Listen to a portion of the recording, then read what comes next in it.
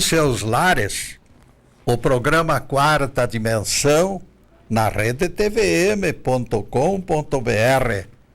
o canal da maior e melhor cobertura local. Certo guardião do Decálogo anunciou 2 ressurreições no juízo final, com sentenças separadas no calendário. O Evangelho fala diferente, meu amigo. O Evangelho diz: colocará as ovelhas à sua direita e os cabritos à esquerda. Mateus 25, versículo 33. Ímpios e justos separados em fila. Outra coisa, caro pregador, você diz que a terra vai ficar vazia? Não é verdade. Isaías capítulo 65 profetiza que até casas serão construídas na nova terra, e os escolhidos plantarão vinhas e comerão dos frutos. A ausência de pecado também é falsidade da sua cabeça. A Bíblia diz: quem pecar somente aos 100 anos será penalizado. Isaías 65, 20. A garantia do fim da morte física também é uma potoca. Morrer aos 100 anos será morrer ainda jovem, afirma Isaías 65, 20.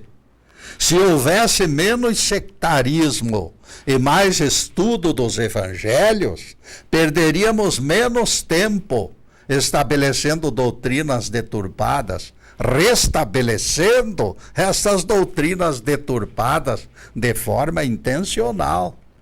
Cuidando da imagem e do som, contamos a presença bem-vinda do nosso amigo João Luiz Leal e outros colegas da TVM, Fernando, Everton. Com eles na técnica, eu sei que tudo vai correr bem. O tema de hoje será Variadas Faces dos Mercenários. A água que abastecia a aldeia de Bishri, na Índia, estava completamente poluída. 5 fábricas despejavam detritos no rio sem qualquer controle. Bons advogados garantiam na justiça a continuidade da prática nociva, e o litígio se arrastava pelos anos. Naquela tarde, o problema chegara à Suprema Corte. O advogado das empresas, com meia dúzia de laudos nas mãos, demonstrou a inexistência de substâncias tóxicas. Depois de exposição brilhante, ele rematou dizendo: isto é coisa de agitadores. Suas palavras foram contempladas com palmas e também com vaias. Foi nesse cenário radicalizado que se levantou o advogado dos usuários, Chander Mehta. Na mão direita ele trazia uma garrafa. Imagine só, contendo estranho líquido dentro. Que será isto, doutor Mehta, doutor Chander? Perguntou o juiz, visivelmente aborrecido. O senhor terá trazido bebida alcoólica para dentro do tribunal? Não, meritíssimo, respondeu o advogado. Isto é água que milhares de pessoas estão bebendo na Índia. E prosseguiu vigorosamente: senhor juiz, neste momento eu declaro solenemente que abandonarei esta causa se o meu colega beber um copo desta água.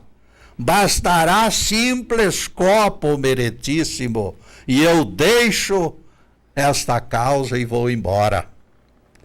Surpreendido, o advogado de defesa não conseguiu improvisar a alternativa, não tinha jeito. Enojado, recusou a oferta insalubre desmoralizando os laudos e toda aquela retórica preparada. Por nada deste mundo ele tomaria gole daquela água. Só de pensar lhe sobrevinham calafrios. Olhando com firmeza para o famoso oponente, o Dr. Chander Mehta se permitiu o seu primeiro sorriso e lhe disse: "Você não pode bebê-la, meu amigo? Por que a recomendação de que o povo a beba?" Esta frase repercutiu como verdadeira bomba. Acordou a consciência de todos, incendiou a tocha do idealismo, sacudiu a cupidez dos vendidos, colocou vergonha na cara de um monte de gente. E a causa dos usuários terminou vitoriosa. Como consequência da estratégia de Chander Mehta, as fábricas viram-se obrigadas a despoluir cada gota daquelas águas, por ordem da justiça. No mundo inteiro, meus amigos, existem prepotentes obrigando outros a engolir coisas desagradáveis. Eles não se contaminam, mas consideram legítimo o direito de espalhar veneno e poluição. Existem mercenários dispostos a defendê-los em tribunais e as causas se arrastam, favorecendo infratores.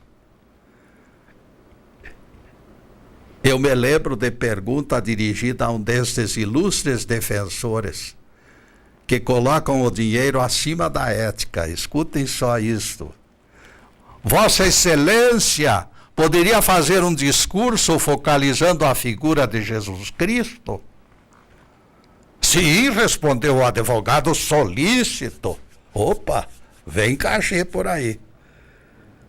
Bastará o senhor me esclarecer se o discurso será a favor ou contra, que eu já imediatamente coloco mãos à obra.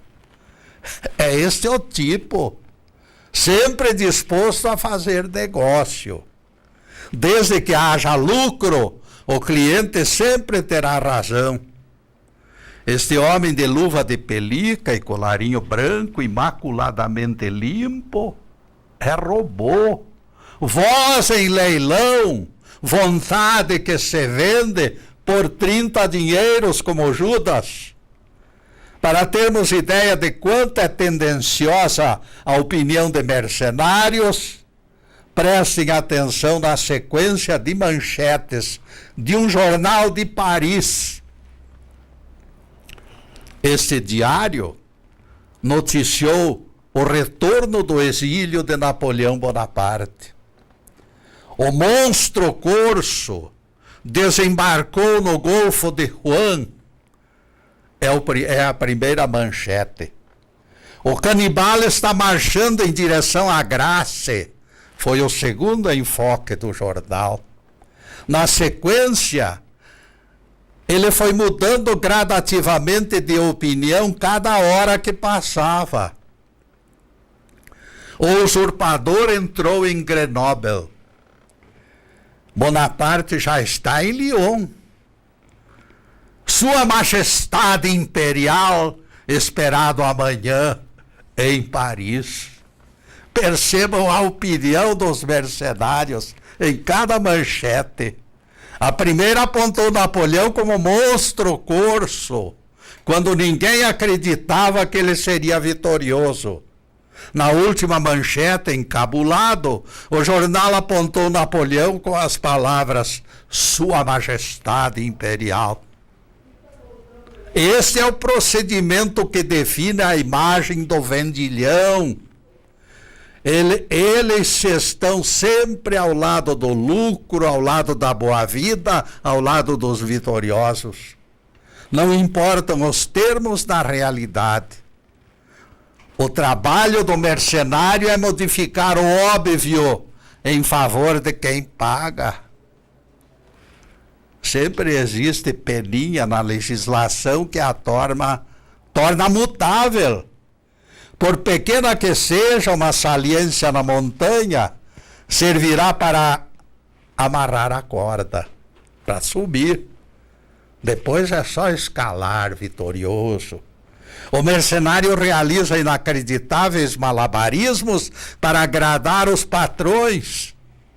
O Dr. Chandra Mehta, esse advogado da Índia, não correu na trilha dos aduladores do poder. Ele defendeu a causa dos mais pobres por idealismo, mesmo sabendo que a recompensa seria quase nada em termos de dinheiro. Todos nós possuímos este lado sentimental que se enternece e abomina injustiças. Quando lemos romance, o mocinho que salva a mocinha presa na torre desperta entusiasmo e aplausos. A solidão medonha dos penitentes que se consumiam no deserto desperta irrestrita admiração. O ecologista sentado nos últimos galhos daquela árvore para impedir que as derrubem é alvo imediato da nossa simpatia. Diante do palco ou tela de cinema, nos comovemos com o heroísmo e o desprendimento dos personagens. O ser humano é balançado por todos os ventos. E neste ventos, caríssimos, nós vamos fazer a primeira interrupção do nosso programa para os comerciais do canal. Mas é um instantinho só. Daqui a pouco estaremos de volta. Obrigado.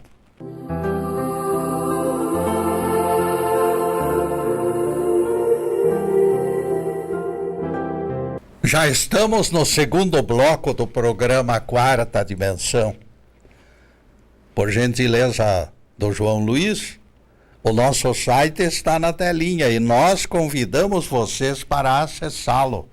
Obrigado, João. E obrigado, Zub, que também está aqui ajudando. E não deixe de visualizar, dentre 148 palestras no YouTube, aquelas que mais falam ao coração de vocês. Assistam e divulguem, por favor. Todas foram elaboradas com igual empenho de espalhar a mensagem do Cristo sem algemas. Fechamos a soma das visualizações das 148 palestras no YouTube, referentes ao mês de janeiro. E o total alcançou 9.293 visualizações no conjunto da obra. Nós dependemos do apoio de vocês, pois contamos em termos de estrutura tão somente com a ajuda do pessoal da TVM e do Zub.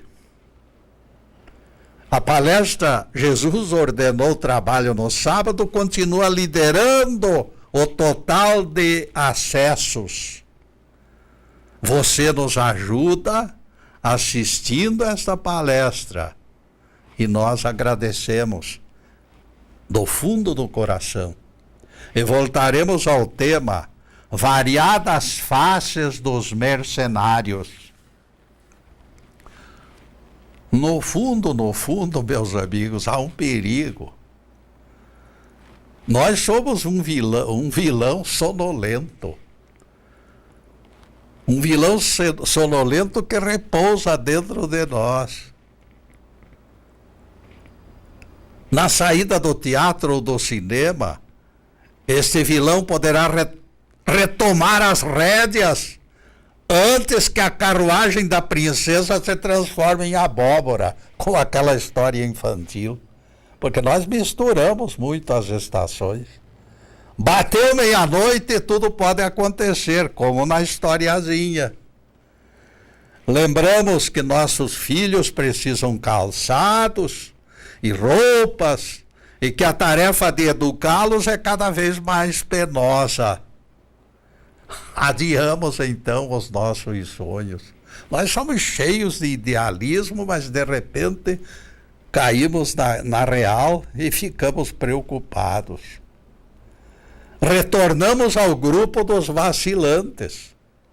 Nem vilões, nem heróis, nem santos. Nós não ultrapassamos a saga de Dom Quixote dentro da trivialidade do nosso cotidiano. No mundo capitalista do século XXI, está cada vez mais difícil consolidar a figura carismática do apóstolo. Bem que gostaríamos, mas de repente caímos das nuvens. Infelizmente, o idealismo vem perdendo forças pelo crescimento exagerado das dificuldades de sobrevivência.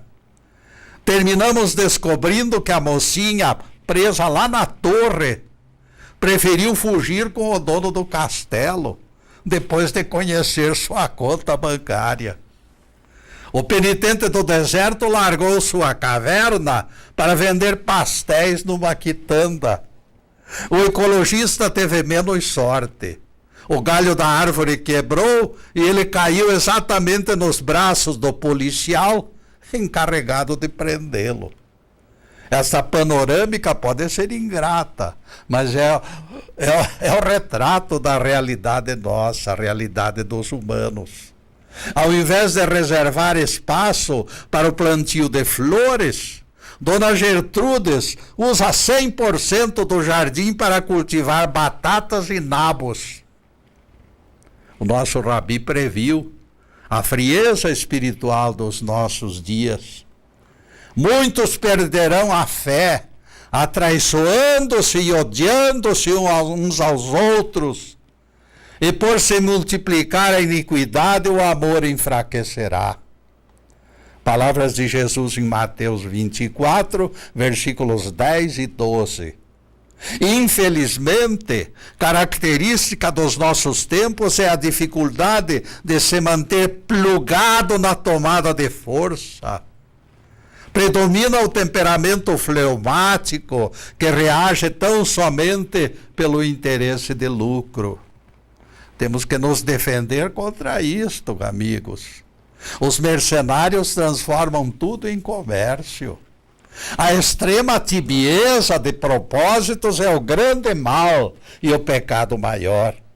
E por não serdes nem frios nem quentes, eu vos expelirei da minha boca, afirma Jeová em Apocalipse. O nosso querer tem sido fogo de palha, amigos. Ele se apaga ao primeiro vento como a chama de vela em dia de finados, quando chove no finados. Existirá explicação? Novamente a resposta está no Evangelho. Quando enxergardes reinar a desolação no lugar santo de que falou o profeta Daniel, quem lê entenda. Palavras de Jesus em Mateus 14, Mateus 24, versículo 15. Se as imediações dos próprios lugares chamados sagrados se transformam em shoppings para aumento de lucros dos religiosos, os tempos só podem estar chegando. Isso disse o mestre depois de ter lamentado o esfriamento do amor. No livro do profeta Daniel 9, versículo 27, encontramos palavras complementares. Sobre a asa das abominações virá o assolador, até que a destruição aconteça. A destruição acontecerá no juízo final. O juízo final vai destruir a enganação. Nos tempos do fim, prosperarão os mercenários, conforme palavras de Daniel. Os mercenários fogem. Quando chega o lobo, então as ovelhas são arrebatadas. Palavras de Jesus em João 10, versículo 12. Lideranças movidas por dinheiro. Faltam dedos para apontá-los. Ambição e ganância produzem mistificadores para disfarçar carismas inexistentes. Ilusionismo, magia, truques televisivos, tudo isto é montado para enganar. Colocados no pedestal, eles se obrigam a manter o status. O mestre os reconhecia de longe e recomendava cautela.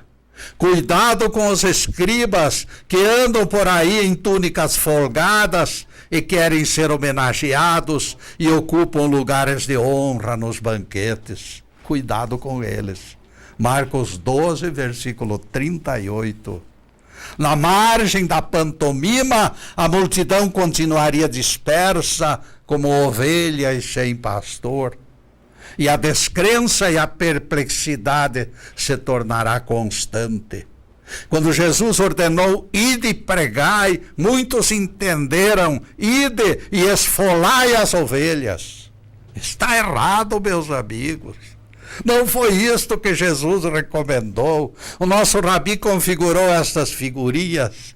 Ai de vós, escribas e fariseus hipócritas, que rodeais o mar e a terra para fazer prosélitos, e depois de fazê-los, o tornais 2 vezes piores do que vós. Palavras de Jesus em Mateus 23, versículo 15. De nada adiantará trazer mais lenha para a fogueira. Quando Jesus adentrou o barco de Pedro, meus amigos, Pedro e André, ele os convocou para espalhar a boa nova, não era para tesoureiro. Os 2 apóstolos jamais exerceram a função de tesoureiro. Era para arrebanhar o povo. Se o lugar destinado ao culto tem que ser balcão de shopping, Jesus não teria expulsado os vendilhões do templo naquela época. Não seria coerente a reação de Jesus. Entrou Jesus no templo, escreveu Marcos, e expulsou os que aí vendiam e compravam. Marcos 11, versículo 15. A teologia nunca apareceu preocupada com os perversos efeitos da cobiça explícita. A história continua se repetindo. A desolação mais do que nunca tem sido entronizada no lugar que consideram santo. Anás e Caifás foram precursores dos tesoureiros modernos. Com algumas exceções, líderes religiosos antigos e atuais sempre zelaram pelo crescimento do patrimônio e defendem suas prerrogativas com unhas e dentes. Com que entusiasmo!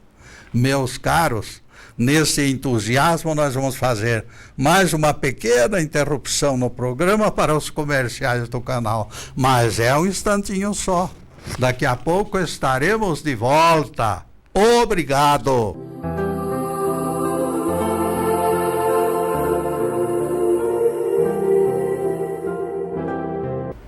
Estamos retornando com o programa Quarta Dimensão, 3º bloco. Embora reiteradas vezes tenhamos dito que o milagre em favor do paralítico de Betesda jamais foi criticado por nós no aspecto cura, os defensores voltaram a explicar o que eu não pedi explicação. Jesus aproveitava o sábado para fazer o bem, dizem eles. Tudo bem, não tenho mínima restrição. Repito, até meio impaciente, que jamais fiz a menor restrição, nem tentei provar esgotamento do decálogo usando tais argumentos inválidos. Alguém doente, mesmo que os 10 mandamentos ainda vigorassem, gozaria de todos os direitos de cura, sem a mínima anotação da minha parte, sem proibição alguma. Depois de curado, porém, de posse de plena autonomia, aquele doente, que não é mais doente, voltou a responder pelos seus atos. No entanto, quando Jesus ordenou o transporte, ele assumiu a autoria intelectual do ato.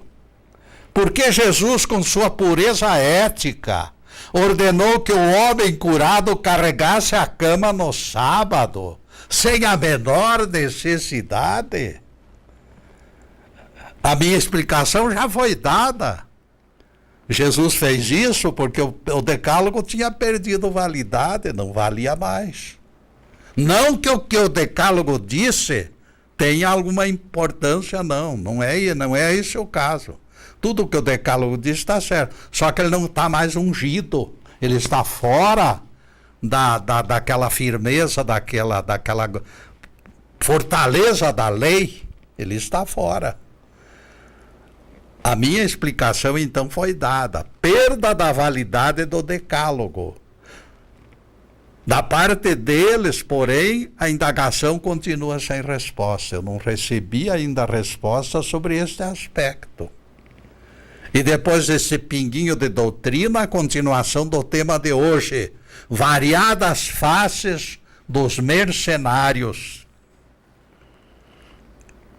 Da boca para fora, todos exaltam o desapego. Discretamente, todavia, correm atrás de arrecadações cada vez maiores. Jesus disse deles com acerto, 100%. Colocam fardos pesados sobre os ombros dos outros, embora nada façam para movê-los. Mateus 23, versículos 2 a 6. Eu repito essas palavras, qualquer semelhança é mera coincidência. Vocês que analisem. Alguns pregadores de hoje parecem esculturas dos fariseus e escribas da antiguidade. Dia desses assisti programa doutrinário na televisão.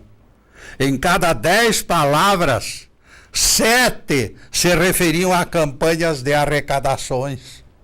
Vocês são obrigados a concordar comigo que tal insistência tem sido péssimo exemplo. Adoniran Fortuna tornara-se uma potência financeira numa região fértil do Nordeste brasileiro, lá nos tempos do Império. Fazendeiro rico, ele possuía centenas de escravos. Agregados o secundavam na administração da fazenda com poderes de vida ou morte contra qualquer pessoa. Tudo transcorria sem sobressaltos, até que seu filho Mário completou 18 anos. A partir daí, a coisa foi ficando feia. Seu herdeiro tornou-se motivo de terror em toda aquela região. Brigava nas tavernas, violentava filhas de agregados, batia nos escravos. Ninguém mais suportava o atrevimento do moço. Sem saber mais o que fazer, Adoniran Fortuna procurou o curandeiro que vivia lá nas montanhas. Aquele homem expulsa demônios, quem sabe ele resolve o assunto. O pai desventurado nem sequer precisou explicar. Jesuíno Junqueira conhecia as tropelias do filhinho de papai. Senhor Fortuna explicou o paranormal. Infelizmente não tenho boas notícias. A rebeldia do seu filho não é causada por espírito nenhum. O problema encontra-se no espelho que ele tem na casa dele. No espelho? Interrogou Adoniran surpreso. Aponte-me este espelho para que eu possa quebrá-lo em pedacinhos. Você é o espelho do seu filho, senhor Fortuna, explicou o paranormal. O menino conheceu desde cedo as tropelias do pai e sempre desejou imitá-lo. O velho fazendeiro envergonhado nada mais quis ouvir. Afastou-se da cabana do curandeiro completamente arrasado. Infelizmente não podia contestá-lo. Ele era um exemplo mau para o filho, sim. Trair a esposa muitas vezes e desonrar a famílias de servidores. Usar o dinheiro para desencaminhar crianças. Era previsível que o anjo vingador rondasse os seus passos. O seu filho Mário tornara-se braço do karma. O fascínio do mal se fortalecera na sua própria imagem perversa. Quando orientadores se tornam espelhos negativos, a transgressão é dupla. Esta advertência veio do próprio Jesus. Quem escandalizar um destes pequeninos, melhor seria que fosse jogado ao mar com pedra ao pescoço. Mateus 18, versículo 6. Dá para sentir o quanto é grave ser flagrado como exemplo de cobiça explícita. Muito melhor seria amarrar pedra ao pescoço e se soltar nas águas. O aniquilamento, na opinião de Jesus, seria mais lucrativo do que exemplificar cobiça compulsiva. Isto mostra o quanto é tenebroso o choque de retorno para o sujeito que se torna exemplo no mau sentido. E o nosso rabi remata o ensinamento.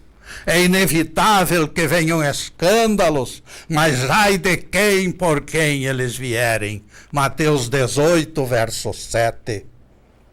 A palavra escandalon do idioma grego significa obstáculo para fazer que alguém tropece.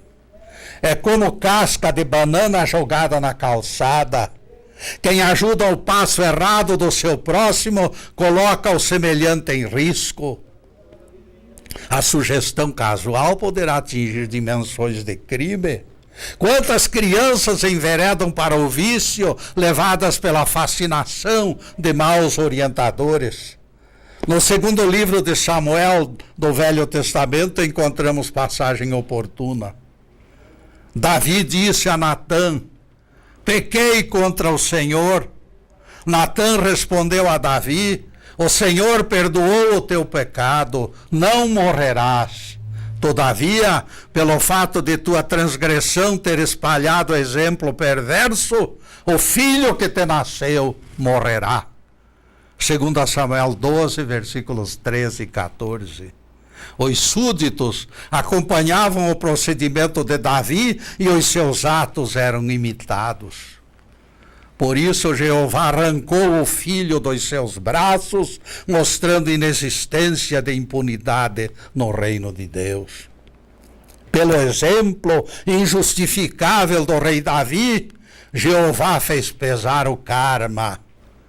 Ao término de palestra que realizei em Curitiba, rapaz me abordou mostrando sinais de extremo desapontamento. Pelo tom de voz eu percebi que ele estava profundamente irritado, revoltado contra a vida. Tenho dúvidas quanto à legitimidade das religiões quando vejo o apego ao dinheiro por parte dos seus dirigentes, disse o rapaz. Eu concordei. Você está certo. A cobiça é transgressão grave. Dai de graça o que de graça recebestes, é preceito bíblico. Quem corre com sede atrás do dinheiro oferece claras evidências que não é um idealista nem um religioso. Já faz algum tempo que eu mantive este diálogo com o moço de Curitiba, meus amigos. E hoje a ganância parece que está maior ainda. E neste ponto, caríssimos, nós vamos fazer mais uma pequena interrupção em nosso programa para os comerciais do canal, mas é um instantinho só. Daqui a pouco estaremos de volta. Obrigado.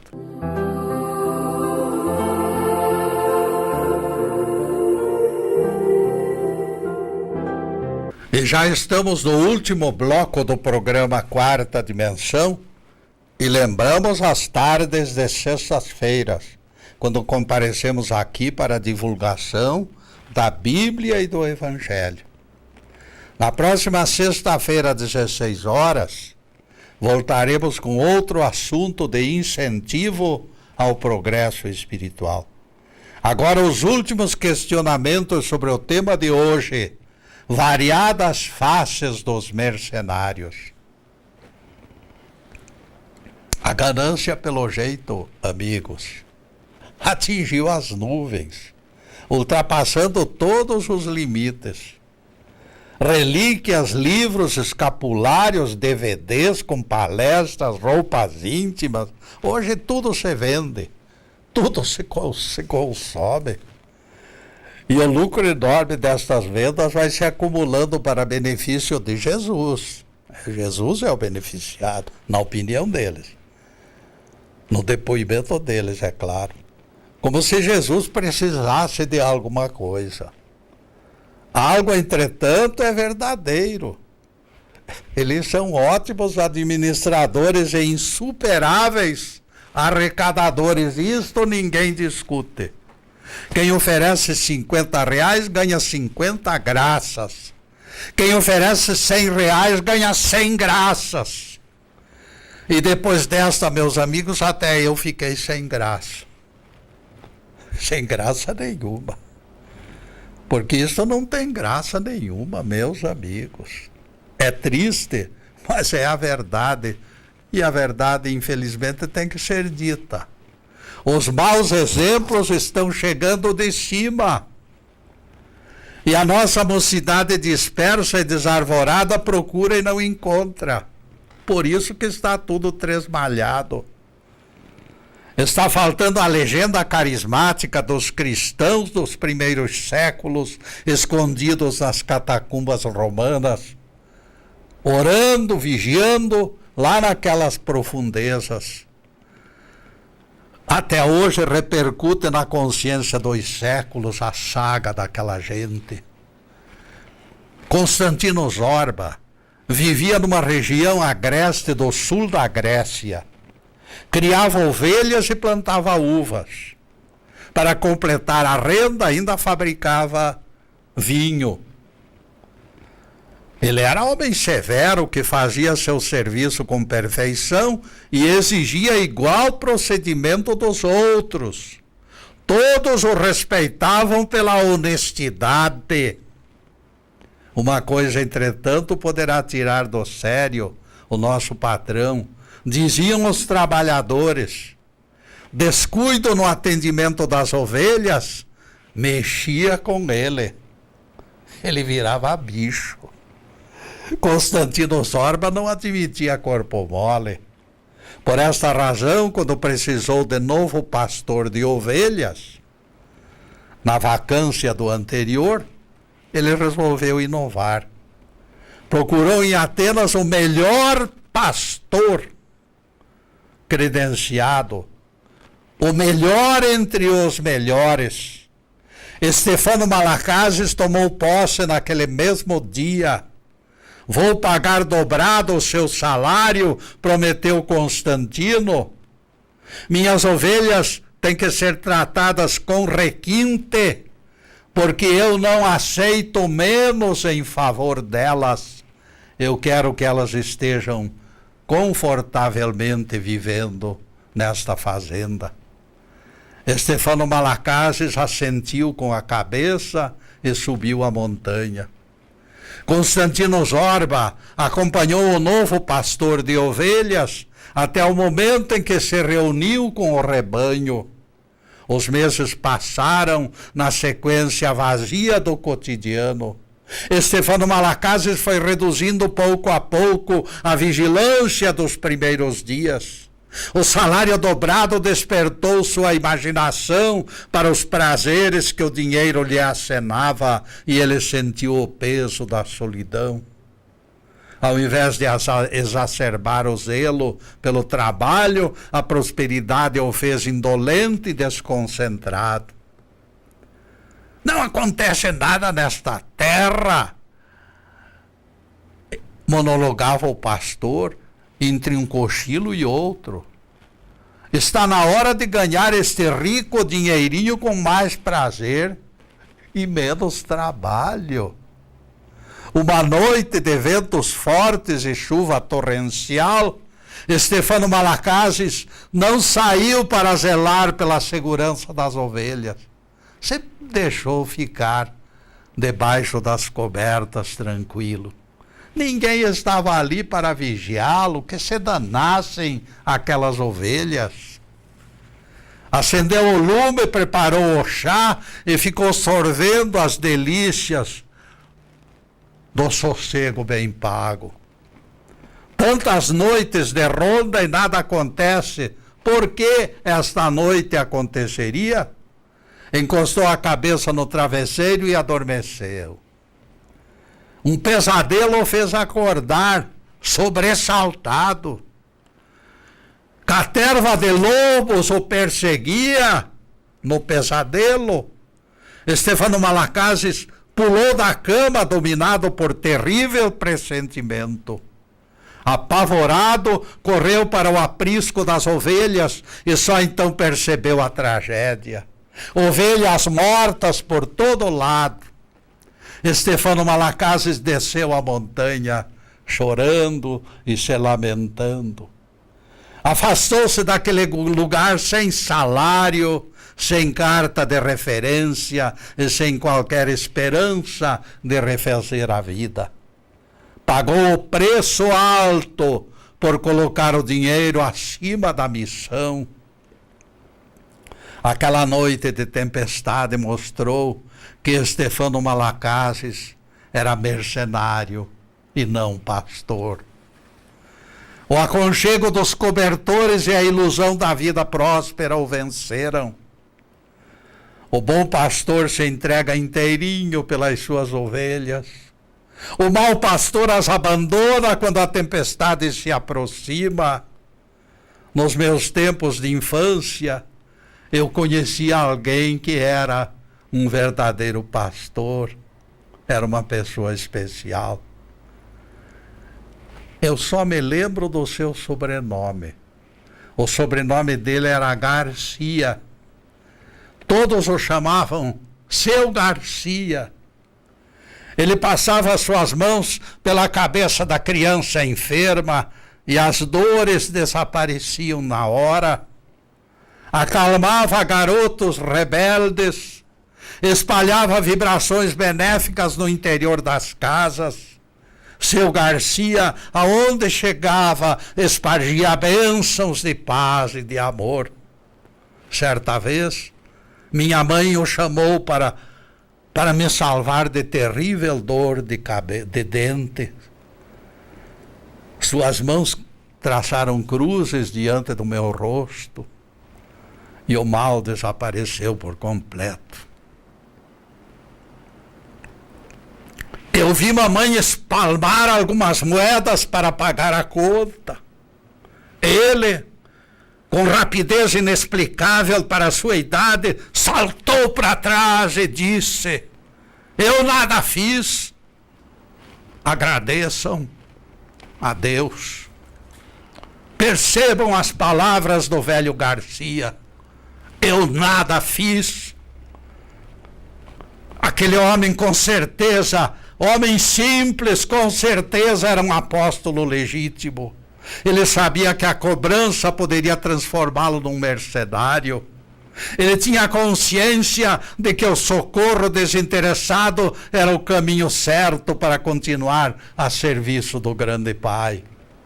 Aquele carisma que o tornaria bênção na terra o alcançara sem preço.